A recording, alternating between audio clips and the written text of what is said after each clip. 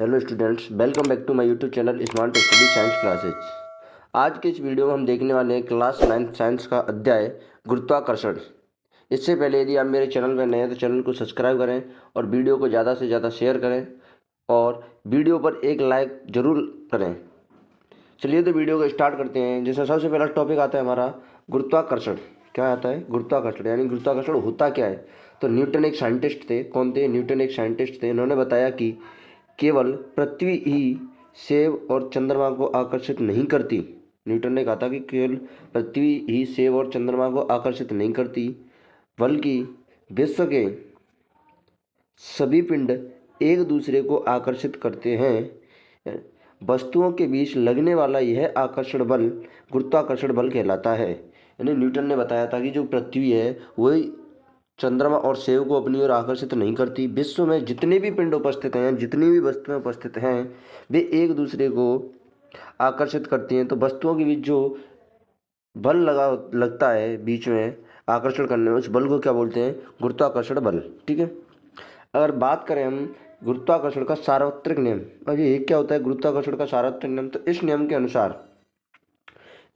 अनुसार दो पिंडों के बीच लगने वाला गुरुत्वाकर्षण बल, अब गुरुत्वाकर्षण बल को किससे लिखते हैं? एफ से। दो पिंडों के बीच लगने वाला गुरुत्वाकर्षण बल एफ दोनों पिंडों के द्रव्यमानों को के गुणनफल के समानुपाती होता है। देखो, गुरुत्वाकर्षण का सार्वत्रिक नियम होता है कि जो दो पिंड हैं उनके बीच लगने वाला गुरुत्वाकर्षण बल उन दोनों पिंडों के द्रव्यमानों के गुणनफल के बराबर होता है, यानी समानुपाती होता है। ठीक है। अगर हम बात करें, मान ले देखो गुरुत्वाकर्षण बल एफ है हमारा, और ये हमारा जो निशान दिख रहा है ये होता है हमारा समानुपाती का निशान। ठीक है। और ये हमारा समानुपाती का निशान है। अब इसने बोला था अगली लाइन में देखो कि दोनों पिंडों के द्रव्यमानों के गुणनफल, यानी मेरे पास दो पिंड हैं तो मैं पहले पिंड को मान लेता हूँ m1, यानी पहले पिंड का द्रव्यमान क्या मान लेता हूँ? m1, और दूसरे पिंड का द्रव्यमान क्या मान लेता हूँ? m2। ठीक है। अब इन दोनों के गुणनफल के समानुपाती है। तो ये देखो, ये यही चीज़ यहाँ पर लिखी हुई है कि f समानुपाती m1.m2, यानी m1 क्या है? पहले पिंड का द्रव्यमान, m2 क्या है? दूसरे पिंड का द्रव्यमान। ठीक है।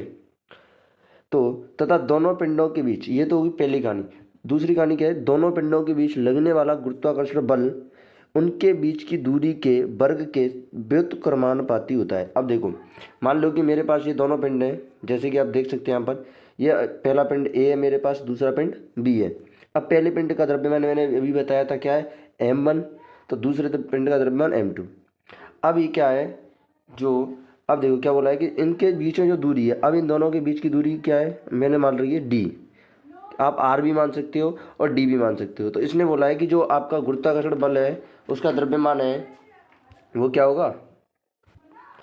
दूरी के, दोनों पिंडों की दूरी के व्युत्क्रमानुपाती। ठीक है। तो इसको हम देखो गणितीय रूप में ऐसे लिख सकते हैं, जो अभी हमने थ्योरी पढ़ी थी ऊपर, ये हिंदी पढ़ी थी, इसको हम गणितीय रूप में इस प्रकार लिख सकते हैं। अब हमारे पास आते हैं दोनों समीकरण।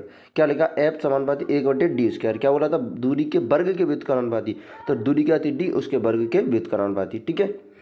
अब अगर हम दोनों को मिलाएं, यानी समीकरण नंबर 1 और समीकरण नंबर 2, देखो समीकरण नंबर फर्स्ट क्या था हमारा? एफ समानुपाती m1 इंटू m2। ठीक है। समीकरण नंबर 2 क्या था हमारा? एफ समानुपाती 1/d², यानी दूरी के व्युत्क्रमानुपाती। अब दोनों समीकरणों को मिलाएं, समीकरण 1 और 2, अब देख सकते हो आप दोनों समीकरणों में एक चीज़ कॉमन है, क्या है? एफ। तो अब इन दोनों को कैसे लिख सकते हैं? हम इस प्रकार लिख सकते हैं, एफ समानुपाती m1.m2/d²। ठीक है।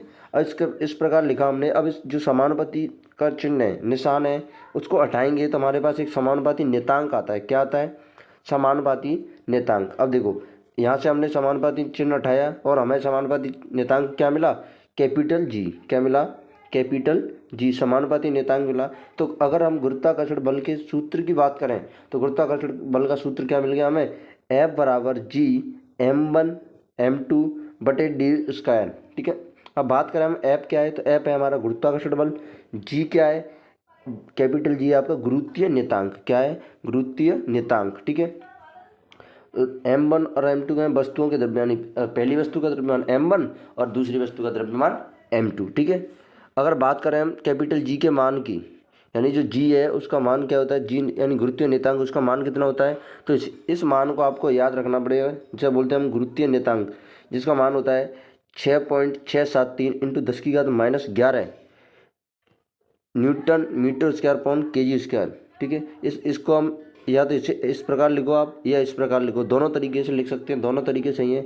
लेकिन आपको क्वेश्चन के अंदर कभी कभी तो आपको जी का मान मिल जाएगा और कभी कभी नहीं मिलेगा, इसलिए आपको जो गुरुत्वीय नेतांक यानी कैपिटल जी है उसके मान को याद रखना मोस्ट इम्पोर्टेंट है। ठीक है, अगर हम बात करें, देखो अब गुरुत्वाकर्षण के नियम के आधार पर एक क्वेश्चन की बात करें जो आपकी एनसीईआरटी का उदाहरण नंबर 9.1 है।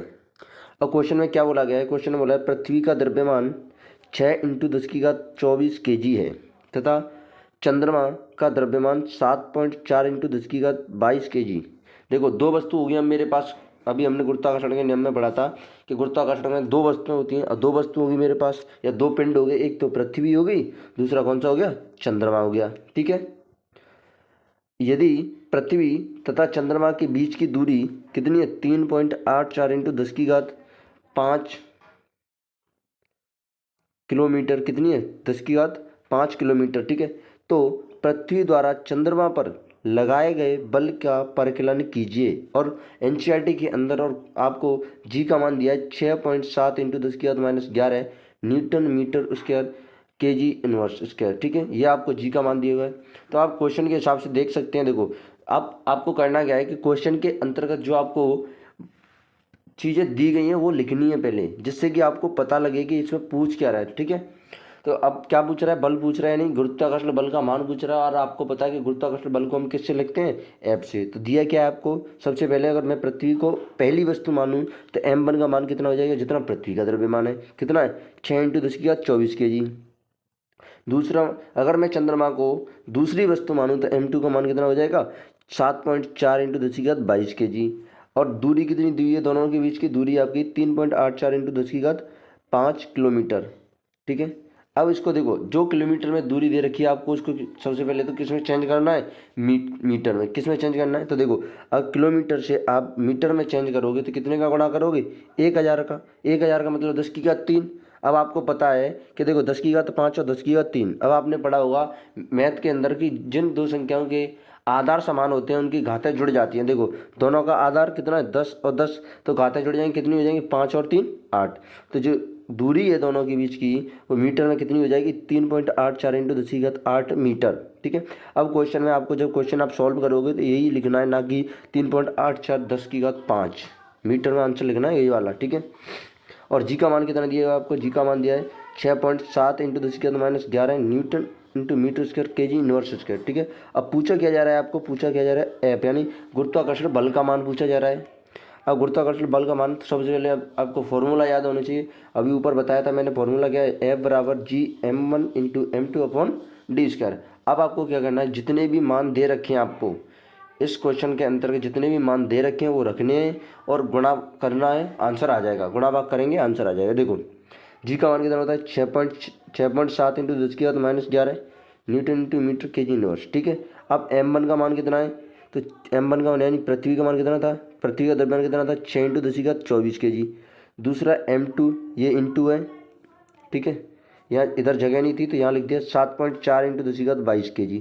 बटे डी का मान कितना था, तो यानी दूरी कितनी थी, 3.84 × 10⁸ मीटर का स्क्वायर। यहाँ पर डी का स्क्वायर है तो मीटर का भी स्क्वायर। ठीक है, जैसे ही आप इसको सॉल्व करोगे यानी ओपन करें तो ऊपर की संख्या को ऐसे कि ऐसे रहने दो पहले, यानी 6.7 × 10⁻11 इंटू 6.6 × 10⁻24 इंटू 7.4 × 10⁻22, ये ऊपर की संख्या को ऐसे कि ऐसे रहने दो। अब जो आपके पास डी स्क्वायर था उसको सॉल्व करें। अगर देखो ये डी स्क्वायर है, अगर इसको हम सॉल्व करें, जैसे ही आप इसको सॉल्व करोगे तो 3.84 इंटू 3.84। लेकिन आप जो देखो ये 10⁻16 कहाँ से आई मैं बताता हूँ। देखो जैसे आप इसको करोगे 3.84 इंटू 10⁻16 यानी 8 करोगे, फिर करोगे 3.84 इंटू 10⁻8। तो अभी मैंने बताया था जिन दो संख्याओं के आधार समान होते हैं उनकी घातें आपस में जुड़ जाती हैं। तो देखो यहाँ पर दोनों के आधार समान है, इसलिए क्या हो जाएगा, दोनों घातें जुड़ जाएंगी और कितनी हो जाएंगी, 10⁻16। और बाकी देख सकते हो आप यहाँ पर लिखा हुआ है नीचे। ठीक है, अब देखो अब आप जो 10⁻16 है, अगर इस 10⁻16 को नीचे से ऊपर लेके जाओगे तो आप जानते हैं कि अगर कोई संख्या नीचे प्लस की है तो ऊपर लेके जाओगे तो किसकी हो जाएगी, माइनस की। तो आप देखो यहाँ तक तो इसे ऐसे ही रहने दो, 6.7 into 10⁻11 into 6 into 10⁻24 into 7.4 into 10⁻22। अब मैं इसको कहाँ लेके गया, ऊपर। नीचे किस में थी, प्लस में, 10⁻16 ऊपर जाएगी कहाँ से, कैसे होगी, ऊपर जाके 10⁻−16 यानी प्लस की किस में बदल गई, माइनस के अंतर्गत। अब आपने 3.84 इंटू 3.84 का मल्टीप्लाई किया, तब आंसर आया आपका 14.74। ठीक है। अब देखो जितनी भी घातें प्लस की हैं ऊपर वाली उन सभी को जोड़ लो, जितनी घातें प्लस की हैं उनको जोड़ लो और माइनस की हैं उनको जोड़ लो। देखो ये दो घातें जो दिखाई दे रही है आपको 22 और 24 प्लस में अगर जोड़ोगे तो कितनी हो जाएंगी, 10⁻46। लेकिन ये 10⁻−11 और 10⁻−16 ये माइनस की घातें, इनको जोड़ोगे तो कितनी हो जाएगी, 10⁻27। ठीक है। अब आप देख सकते हैं कि 6.67 इंटू 6 इंटू 7.4। अब देखो इंटू 10⁻−27 तो माइनस की घात है, अब प्लस की कितनी है, 10⁻46। अब वही बात कि जिनके आधार समान है उनमें घातें जुड़ जाती हैं, तो अगर आप जोड़ोगे तो देखो -27 + 40 तो कितना बचेगा, 6.7 इंटू 6 इंटू 7.4 इंटू प्लस की कितनी घातें बचेंगी, 14। कितनी, 10⁻14 बच्चा नीचे क्या, 14.74। अब आप मल्टीप्लाई करोगे 6.7 इंटू 6 इंटू 7.4, तब आपको आंसर मिलेगा 297.48 इंटू 10⁻14। ठीक है। जैसे ही आप सॉरी 247.48 इंटू 10⁻14, अब आप इसमें डिवाइड करोगे तब आपका आंसर निकल के आएगा कितना, 2.02 इंटू 10⁻20 न्यूटन। और आपको पता है कि बल का ऐसा मात्रक न्यूटन ही होता है। इस प्रकार आप किसी भी गुरुत्वाकर्षण बल के मान किसी भी सवाल से या क्वेश्चन से इस प्रकार गुरुत्वाकर्षण बल का मान निकाल सकते हैं। अब हम बात करें गुरुत्वाकर्षण के सार्वत्रिक नियम का महत्व क्या है हमारे लिए। तो महत्व, अगर यह क्वेश्चन आपसे डायरेक्ट पूछा जाता है एग्जाम में, गुरुत्वाकर्षण के सार्वत्रिक नियम का महत्व लिखिए। महत्व क्या है, तो हमें पृथ्वी से बांधे रखने वाला बल है। गुरुत्वाकर्षण कैसा बल है, हमें पृथ्वी से बांधे रखने वाला बल है। दूसरा महत्व क्या है कि पृथ्वी के चारों ओर चंद्रमा की गति इसी के द्वारा संभव है। यानी जो पृथ्वी के चारों ओर चंद्रमा चक्कर लगाता है वो किस बल के द्वारा लगा रहा है, गुरुत्वाकर्षण बल के द्वारा। सूर्य के चारों ओर ग्रहों की गति, यानी सूर्य के चारों ओर ग्रह गति कर रहे हैं वो किस बल के द्वारा कर रहे हैं, तो कौन सी बल के, गुरुत्वाकर्षण बल के द्वारा। दूसरा, चौथा है आपका चंद्रमा तथा सूर्य के कारण ज्वारभाटा, इनकी गति, जो चंद्रमा और सूर्य की गति के कारण ज्वारभाटा आता है वो कौन से बल के कारण आ रहा है, गुरुत्वाकर्षण बल के कारण। तो ये होता है आपके गुरुत्वाकर्षण के सार्वत्रिक नियम का महत्व। अगला टॉपिक है हमारा गुरुत्वीय बल। क्या है, गुरुत्वीय बल। अब देखो आपको पता है गुरुत्वीय बल यानी पृथ्वी अपनी ओर, देख सकते हैं, पृथ्वी अपनी ओर वस्तुओं को आकर्षित करती है। पृथ्वी के इस आकर्षण बल को गुरुत्वीय बल कहते हैं। यानी पृथ्वी जिस बल से वस्तुओं को अपनी ओर आकर्षित कर रही है उस आकर्षण बल को क्या कह रहे हैं, गुरुत्वीय बल। उसके बाद आता है आपका मुक्त पतन। क्या होता है, मुक्त पतन। मुक्त मतलब फ्री, यानी मुक्त, पतन का मतलब गिरना। पतन का मतलब क्या होता है, गिरना, फ्री तरीके से गिरना। यानी जैसे कि मान लो ये बिल्डिंग है आपकी, यहाँ से कोई बॉल छोड़ दूँ मैं तो ये मुक्त पतन कहलाएगा। क्या कहलाएगा, मुक्त पतन। बिल्डिंग के ऊपर से किसी बॉल को छोड़ना या बैलून को छोड़ना वो क्या कहलाता है, मुक्त पतन। ठीक है। अब देखो मुक्त पतन क्या होता है,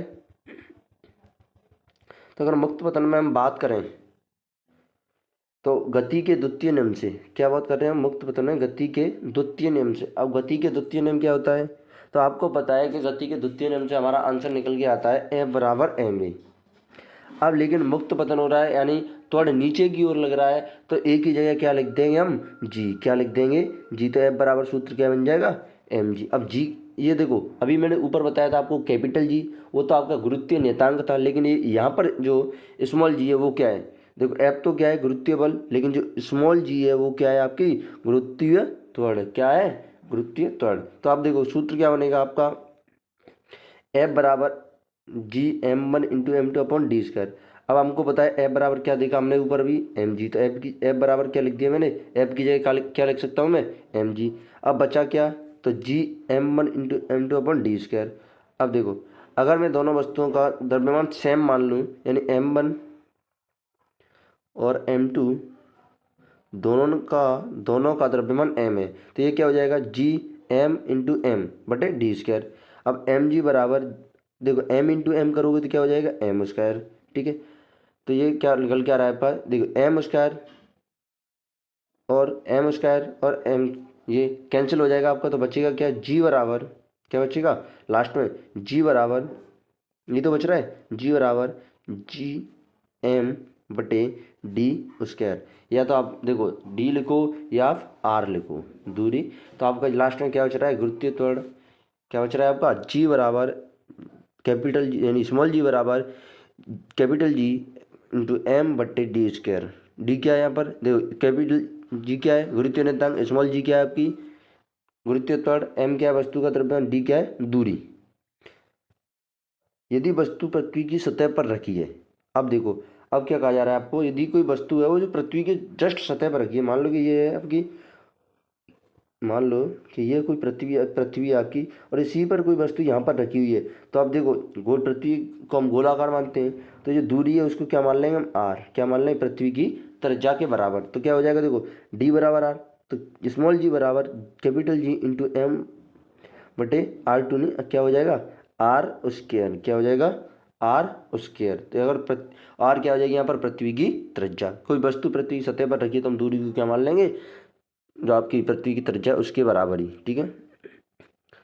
अब अगला टॉपिक आता है हमारा कि गुरुत्वीय त्वरण के यानी स्मॉल जी का मान जो होता है उसको कैसे प्राप्त करेंगे। तो देखो हमें पता है कि जो गुरुत्वीय नियतांक है तो उसका मान कितना होता है, कैपिटल 6.7 इंटू 10 की घात -11 newton into metre upon KG square. अब पृथ्वी का द्रव्यमान कितना होता है, तो 6 इंटू 10 की घात 24, अभी मैंने क्वेश्चन में देखा था। उसके बाद क्या है, पृथ्वी की त्रिज्या कितनी है, तो पृथ्वी की त्रिज्या होती है 6.4 इंटू 10 की घात 6 मीटर।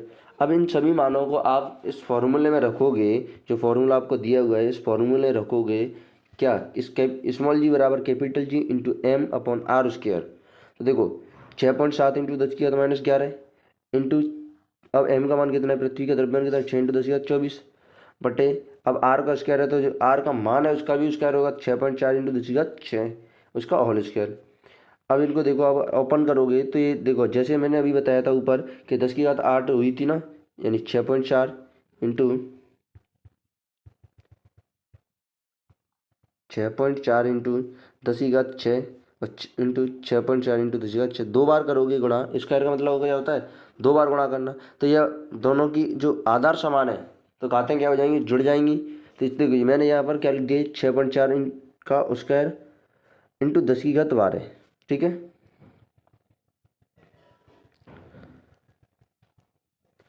अब देखो, अब आप देखोगे तो 6.7 इंटू 10 की घात -11 इंटू 6 इंटू 10 की घात 24। अब देखो जो नीचे की घातें हैं वो प्लस में थी, 10 की घात 12 नीचे क्या थी प्लस में, लेकिन जैसे ही आप ऊपर लेके जाओगे, अब आपको बताया कि कोई संख्या नीचे प्लस में ऊपर लेके जाओगे तो किस में हो जाती है माइनस में, किस में हो जाती है माइनस में, ठीक है। अब माइनस में हो जाती है, अब माइनस में हो जाएगी तो देखो जितनी घातें माइनस की उनको एक साइड ऐड कर लो और जितनी घातें प्लस की उनको एक साथ ऐड कर लो। तो जैसे ही आप ऐड करोगे तो 6.7 इंटू 6 इंटू 10 की घात 24 और -11 और -12 ऐड करोगे तो कितना होगा -23। क्या बचेगा, तो आपको अब इन दोनों घातों को जोड़ोगे तो क्या बचेगा 10 की घात 1, 6.7 इंटू 6 इंटू 10 की घात 1, और इसका अगर आप स्क्वायर करोगे 6.4 का, देखो अगर 6 का होता तो 36 होता, लेकिन 0.4 अधिक है तो आंसर क्या रहा है 40.96। अब इन दोनों का आप मल्टीप्लाई करोगे 6.7 इंटू 6 का, तब आंसर क्या आएगा 40.2 इंटू 10 की घात 1। तो इस प्रकार क्या हो जाएगा ये, अब 10 की घात 1 का मतलब 10 ही है, कितना है 10, तो कितना हो जाएगा 40.2 की जगह 402। अब जैसे ही आप इसमें डिवाइड करोगे 40.96 से, तब आंसर आएगा आपका क्या 9.8। अब आपको बताया गुरुत्वीय त्वरण, देखो चाहे तो गुरुत्वीय त्वरण हो या सिंपल त्वरण हो, त्वरण का ऐसा मात्र क्या होता है मीटर प्रति सेकंड स्क्वायर। तो जो आपका गुरुत्वीय त्वरण यानी कि स्मॉल जी है उसका मान कितना आता है 9.8 मीटर प्रति सेकंड स्क्वायर। ये क्वेश्चन आपको एग्जाम में पूछा जाता है कि गुरुत्वीय त्वरण को ज्ञात करने का व्यंजक लिखिए। तो ये अगर व्यंजक लिखने की बोलता है या फिर आंसर निकालने की बोलता है कि गुरुत्वीय त्वरण का मान निकालिए, तभी ये वाला प्रोसीजर आपको फॉलो करना है यहाँ से लेके और जितना अभी मैंने बताया है यहाँ पर। और इसको मान को भी याद भी रखना है आपको कि जो गुरुत्वीय त्वरण है उसका मान कितना होता है 9.8 इंटू जी बराबर 9.8 मीटर प्रति सेकंड स्क्वायर, ठीक है।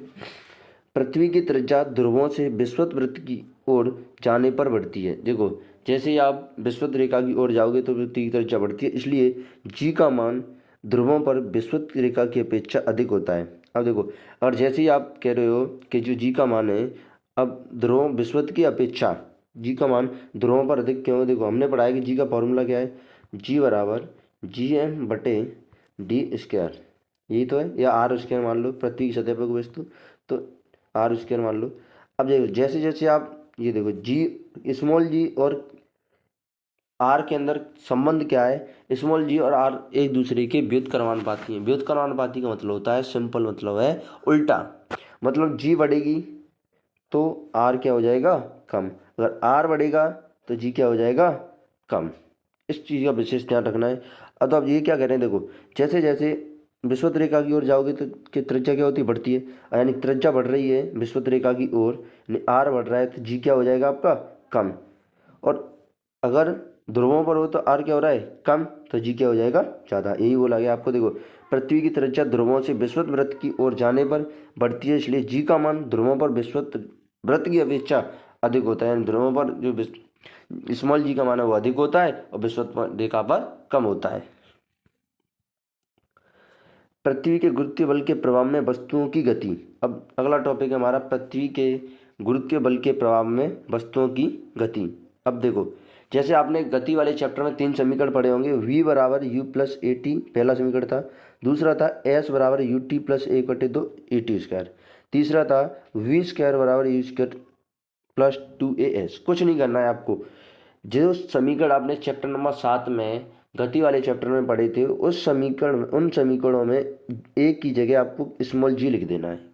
क्या लिख देना है, ए की जगह स्मॉल जी लिख देना है। और जो जितने भी सूत्र मिलेंगे आपको वो किसके मिल जाएंगे, पृथ्वी के गुरुत्वीय बल के प्रभाव में वस्तुओं की गति के तीनों सूत्र मिल जाएंगे। देखो, पहले समीकरण में क्या हुआ है, वी का तो वी है, यू का यू है, एक की जगह क्या लिखना है, बस जी, तो क्या बन गया, वी बराबर यू प्लस जी टी। इसी प्रकार दूसरा एस बराबर U T plus half A T square, एक की जगह क्या लिखना है, जी, तो यानी एस बराबर U T plus 1/2 G T square. तीसरा v² बराबर u² प्लस 2as, एक की जगह क्या लिखना है, जी, तो v² बराबर u² प्लस 2gs। ये वाले समीकरण है जो आपके गुरुत्वीय बल के प्रभाव में गति के दिन गति में क्वेश्चन करने में आपकी हेल्प करेंगे। इन तीनों समीकरणों को याद रखना है, जिस प्रकार आपने कैसे याद रखा था, चैप्टर नंबर 7 के समीकरणों को याद रखा, उसी प्रकार इस चैप्टर के समीकरणों को भी आप याद रख सकते हैं। और कुछ नहीं करना है, जो समीकरण आपको गति के समीकरण याद हैं चैप्टर नंबर 7 के, उनमें ए की जगह स्मॉल जी लिखना है। स्मॉल जी का मतलब क्या है, गुरुत्वीय त्वरण, यानी देखो यहाँ पर लिखा ए के स्थान पर जी लिखने पर सारे के सारे आंसर मिल जाएंगे आपको। ठीक है, अब देखो कुछ चिन्ह पर पार्टी है जो आपको याद रखनी है। याद क्या रखना है, यदि त्वरण वेग की दिशा में अर्थात गति की दिशा में लग रहा है तो त्वरण कैसा होगा, धनात्मक। मान लो जैसे कि मैं हूँ और मैं इधर चल रहा हूँ, इधर गति कर रहा हूँ, और इधर ही अगर त्वरण लग रहा है तब तो क्या होगा, प्लस, त्वरण क्या होगा, प्लस। यदि त्वरण गति के विपरीत दिशा में, यानी मैं इधर चल रहा हूँ और त्वरण इधर लग रहा है, तब त्वरण क्या हो जाएगा, माइनस हो जाएगा। यही तो देखो, यदि त्वरण गति के विपरीत दिशा में लग रहा है तो त्वरण कैसा हो जाएगा, ऋणात्मक। और इसी प्रकार अब इस पर आधारित एक क्वेश्चन करते हैं एनसीईआरटी का, उदाहरण नंबर 9.2। अब क्वेश्चन क्या है ये देखना, एक कार किसी कगार से यानी किसी बिल्डिंग से 0.5 सेकंड में धरती पर आ गिरती है, परिकलन कीजिए। अब देखो, परिकलन में सरलता के लिए जी का मान कितना लेना है, 9.8 की जगह 10 मीटर प्रति सेकंड स्क्वायर। क्वेश्चन है, कोई कार है किसी कगार से 0.5 सेकंड में गिरकर धरती पर आ जाती है। जैसे मान लो कि ये मेरे पास कोई बिल्डिंग है और यहाँ से आपको कार गिर रही है, तो यहाँ तक धरती में आने में कितना टाइम ले रही है, 0.5 सेकंड का। कितना टाइम ले रही है, 0.5 सेकंड का। अब क्वेश्चन के आंसर क्या देने हैं, तो देखो 3 क्वेश्चन दे रखे हैं। धरती पर टकराते समय कार की चाल क्या होगी, पहला क्वेश्चन आंसर क्या देना है कि अगर कोई वस्तु छोड़ दी आपने ऊपर से तो धरती पर जब वस्तु लगेगी तो चाल क्या होगी। ठीक है, दूसरे क्वेश्चन का आंसर देना है 0.5 सेकंड के दौरान इसकी औसत चाल क्या होगी, 0.5 सेकंड के दौरान इसकी औसत चाल क्या होगी। तीसरा क्वेश्चन है, धरती से कगार कितनी ऊंचाई पर है। 3 क्वेश्चन के आंसर दें, लेकिन इससे पहले आपको अब कंफर्म करना है कि क्वेश्चन के अंदर दिया क्या है। तो आप देख सकते हैं कि क्वेश्चन के अंतर्गत सबसे पहली चीज़ है जो आपको दी है टी कितना दिया है 0.5 सेकंड। दूसरा यू अब यू क्या है प्रारंभिक वेग। देखो यहाँ से अगर मान लो कोई वस्तु है और यहाँ से आप छोड़ रहे हो, क्या कर रहे हो छोड़ रहे हो, यहाँ से अगर वस्तु को छोड़ रहे हो तो यहाँ तो वस्तु जो है आपकी वो क्या होगी रेस्ट में होगी। रेस्ट मतलब प्रारंभिक वेग यानी यू कितना होगा उसका 0 यू का मान। दूसरा पूछ क्या रहा है वी पूछ रहा है। देखो कौन से क्वेश्चन में पूछ रहा है वी धरती पर टकराते समय कार की चाल क्या होगी। यानी जहाँ से यहाँ से मैंने कार को छोड़ा यानी कार यहाँ से गिरी तो यहाँ जो धरती पर टकराएगी यहाँ पर तो उसकी चाल क्या होगी। यानी यहाँ पर अंतिम वेग होगा ना वी। अब अंतिम वेग को किससे लिखते हैं हम वी से। अब क्वेश्चन ने बोला है कि आप अपनी सरलता के लिए यानी क्वेश्चन को सही तरीके से हल करने के लिए जो स्मॉल जी है, वैसे तो इसका मान 9.8 मीटर प्रति सेकंड स्क्वायर होता है, लेकिन आप इसका मान इस क्वेश्चन के अनुसार 10 ले सकते हो। तो इसका मतलब है कि इस क्वेश्चन के अंतर्गत आपको जी का मान 10 ही लेना है।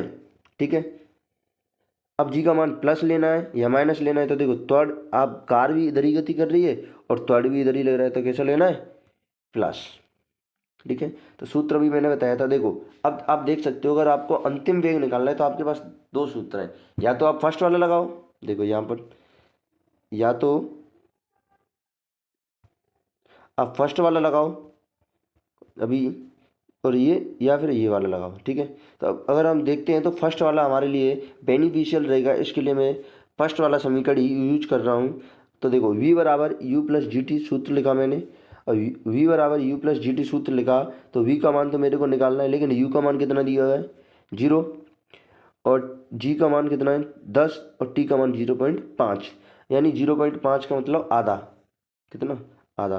तो अगर आप 10 इंटू 0.5 करोगे तो अंतिम वेग कितना आ जाएगा 5 मीटर प्रति सेकंड स्क्वायर। यानी पहले क्वेश्चन का आंसर मिल गया जो कि आपको पूछा गया था कि धरती पर टकराते समय कार की चाल क्या होगी 5 मीटर प्रति सेकंड। ठीक है, अगला क्वेश्चन था आपको निकालना है, क्या निकालना है औसत चाल। औसत चाल के लिए यानी वी ए वी यानी वी ए वी का मतलब औसत चाल यू प्लस टी बटे 2। ठीक है, अब ये कितना u प्लस टी बटे 2। अब क्या करना है u टी नहीं होगी यहाँ पर, ये v आपकी क्या है v। अब v है तो ये क्या हो जाएगा आपका देखो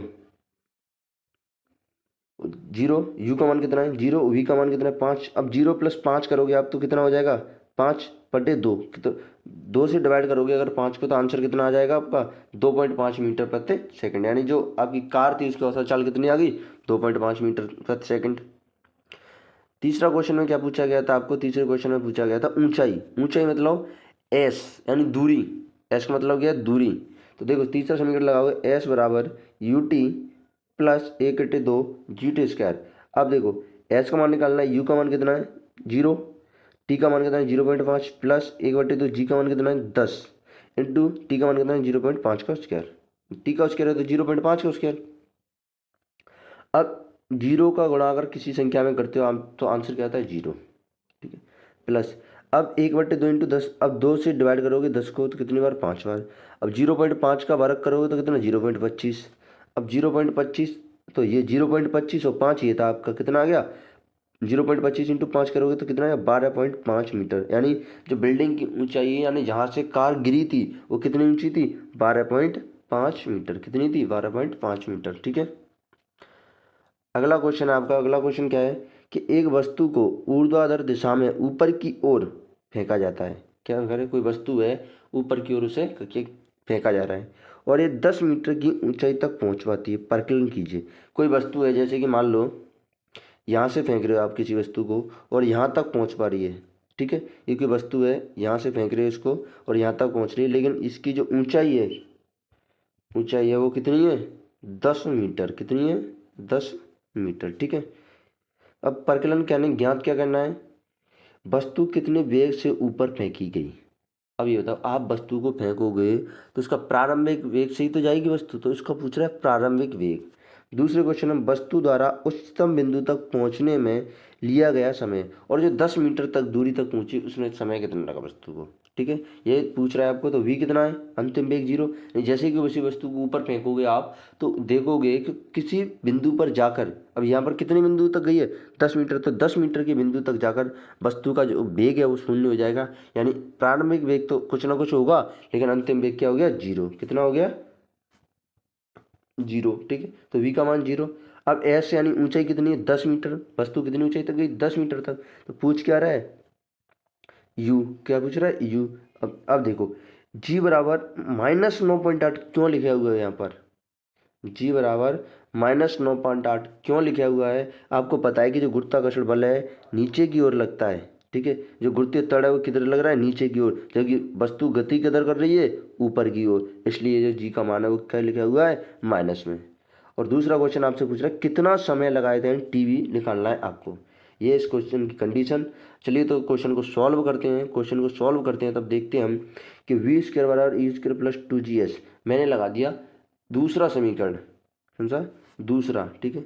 अब जैसे ही मैंने, सॉरी दूसरा या तीसरा कौन सा है, जैसे लगा दिया मैंने ये v² और u² प्लस 2gs। अब v का मान तो 0 था, तो 0 का वर्ग, u² निकालना है मेरे को, प्लस 2 इंटू, देखो g का मान कितना, -9.8 इंटू s कितने, नीचे कितनी, 10 मीटर। अब 0 का वर्ग करोगे तो 0, u² प्लस, अब -9.8 इंटू 10 करोगे तो कितना, 98, -98 इंटू 2।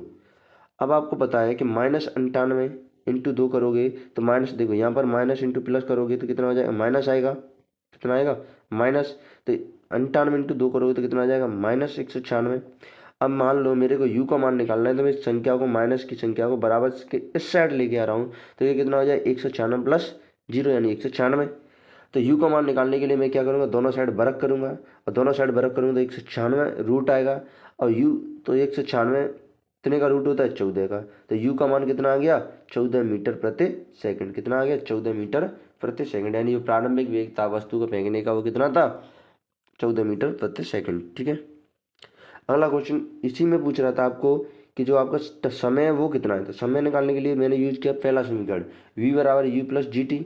वी का मान 0 था, u मेरे को मिल गया था कितना, 14, माइनस, अब प्लस इंटू माइनस करोगे तो माइनस ही आएगा, -9.8 इंटू टी। अब देखो कि 9.8 इंटू टी को मैं अगर इधर ले आऊँ, इस माइनस की पूरी संख्या को इस साइड लेके आऊँगा तो किसकी हो जाएगी, प्लस की। तो 9.8 इंटू टी बराबर 14। तो टी का मान निकालना है मेरे को, तो कितना बनेगा। अब आपको बताया कि टी का मान निकालना है, यानी टी तो यहीं रहेगी। अब जो गुणा की संख्या है बराबर की उस साइड किस में जाती है, भाग में, तो ये क्या बन जाएगा आपका, टी बराबर 14/9.8। अब देखो नीचे से पॉइंट हटा के मैं 0 बढ़ाऊँ, ऊपर तो कितना हो जाए, 140/98। जैसे ही आप इसको सॉल्व करोगे तब आपका आंसर आएगा 1.42। अगर इसको और आगे दोगे तो निकल के आएगा सारा का सारा आंसर आपका टी बराबर 1.43 सेकेंड। इस प्रकार आप इस प्रकार के क्वेश्चनों को हल कर सकते हैं। आज की वीडियो में इतना ही। इससे अगले वाले चैप्टर के पोर्शन को अगली वीडियो में पढ़ेंगे। अगर वीडियो अच्छी लगी तो वीडियो को लाइक ज़रूर करें, शेयर करें। Thank you.